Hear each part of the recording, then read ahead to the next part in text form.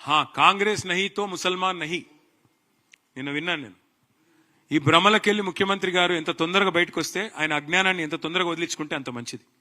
Doctor Babasaheb Ambedkar రాసిన రాజ్యాంగంలో article 25 నుంచి 28 దాకా స్పష్టంగా అందులో రాసినది ఎవరు ఏ ధర్మాన్ని ఆచరించాలనుకుంటే ఆ ధర్మాన్ని ఆచరించవచ్చు. ఎవరు ఏ మతాన్ని, ఎందుకంటే we are secular country as per constitution, we are secular country. Any secular leader, any secular party first of all should come out of this illusion that because of their party a certain religion exists.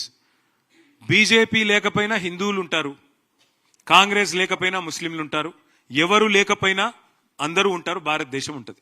కాబట్టి ఎవరు ఏమనుకున్నా ఒకటి వాస్తవం, ఇవాళ ఇట్లాంటి అడ్డగోలు మాటలు మాట్లాడే ముఖ్యమంత్రికి ఒక మతాన్ని అవమానించినట్టుగా, కాంగ్రెస్ పార్టీ లేకపోతే ముస్లిం లేకపోవడం ఏందండి? అంటే కాంగ్రెస్ పార్టీ పుట్టకముందు ముస్లిం లేరా? కాంగ్రెస్ పార్టీ ఆల్మోస్ట్ చచ్చిపోయింది, మొత్తం చచ్చిపోయినాక కూడా ముస్లింలు ఉండరా? ఏం మాట్లాడుతున్నాడు ఆయన? కనీసం మెడకాయ మీద తలకాయ నోడైతే కూడా మాట్లాడట్లా.